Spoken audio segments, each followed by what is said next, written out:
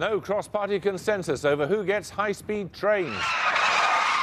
Is this any way to run a railroad?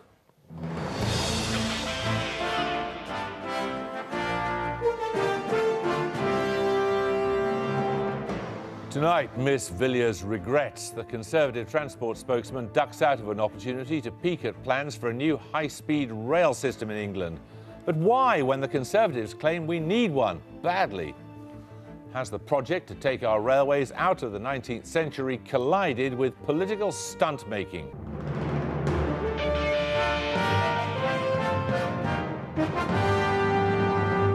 Good evening. If you'd had £5 for every time you've heard a politician saying they believe in constructive politics, you could probably afford a return ticket to Aberdeen, first class, so you could sit with the MPs.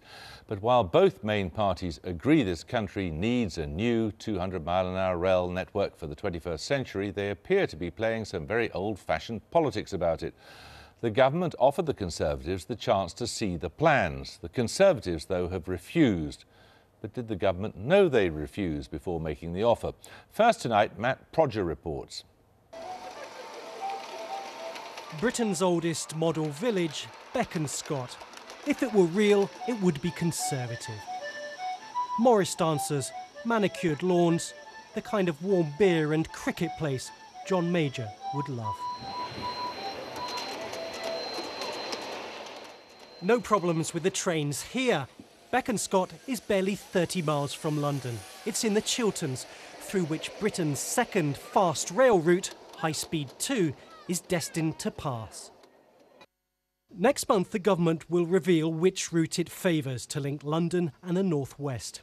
At 200 miles an hour, trains will cut the journey between Birmingham and the capital to 50 minutes.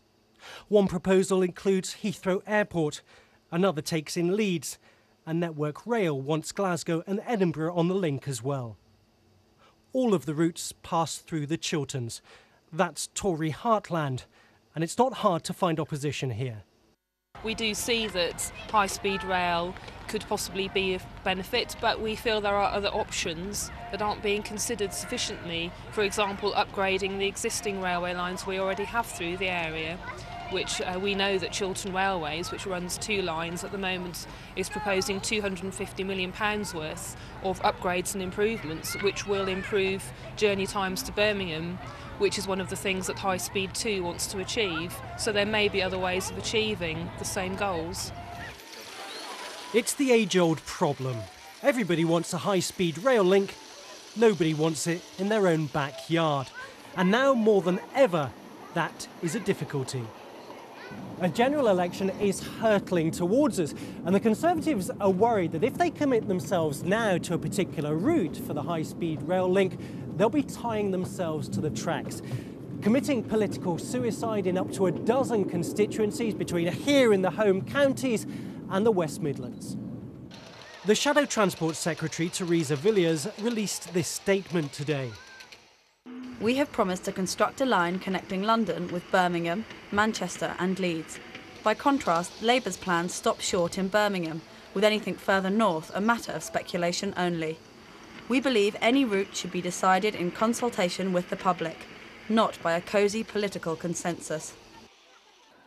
It's the second time in a week the Conservatives have been accused of derailing consensus.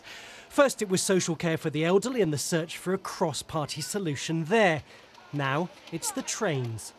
The Tories are being very short-term in their political objectives. They want a row. They've had a row with between Andy Burnham and Andrew Lansley, which my colleague Norman Lamb has tried to sort out.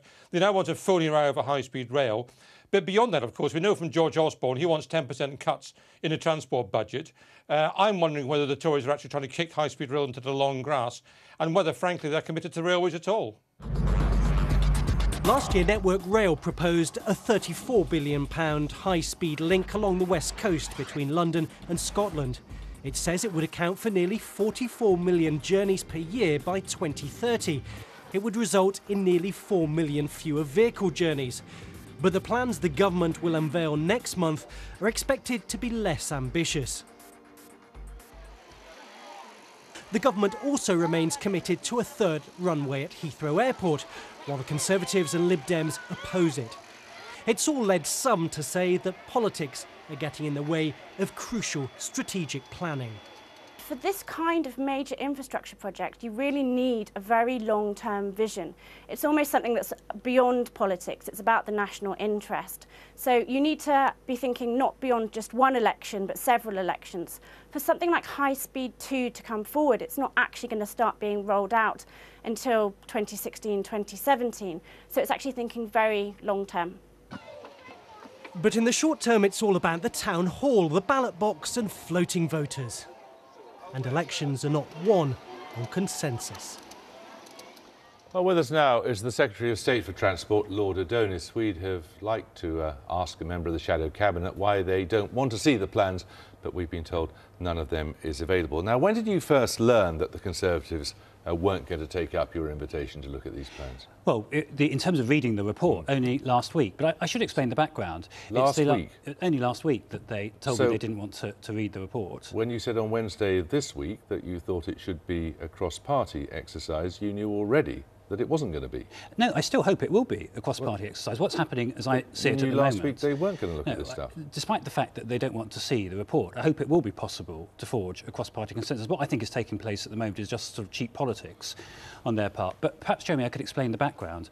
Both major parties for the last 18 months have been committed in principle to constructing a high-speed rail line. This is, as you've just heard, a tens of billions of pounds project that will take 15, 20, 25 years to construct.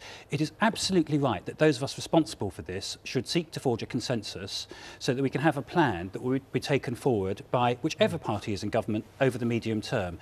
I have been seeking to devise that plan with a government company full of route planners, engineers that have been putting it together. The Conservatives have been engaging with that company with my active consent. And you've had the report from this company since when? Since the end of December. Right, so you've had it, what, about 6 weeks? Yeah. Why didn't you just publish it? I will publish it when we publish the white paper. Well, what's secret about it now? The only reason I can't publish it at the moment is, of course, it contains a lot of potential routes. But if you want consensus, why not let everybody see it? They will all see it, including all the potential routes. But not apparently for 6 weeks after you get it. No, but there's a very important reason why we can't publish it before. If we were to publish it now, before the government has given an opinion on the routes, then all of the potential routes would be blighted, and people trying to sell their houses, making decisions about where to locate their businesses and so on, would be severely affected. It's absolutely right that people should see all of those options when the government gives its view as to what it's going to take forward. I just wonder if there are any other areas of government policy that you think people should just buy into willy-nilly, whatever party they belong to. I mean, what about the budget speech? I'm not seeking to commit the Conservatives to buy into this willy-nilly. We heard earlier they were talking about a cosy consensus behind closed doors. That's not the point at all. The issue, if we're both committed to constructing a high-speed line from London north to the major conurbations, is whether they want to be part of the dialogue and want to have access to the same information as I have in seeking to form their own view. Now, everyone could have access if you just publish it.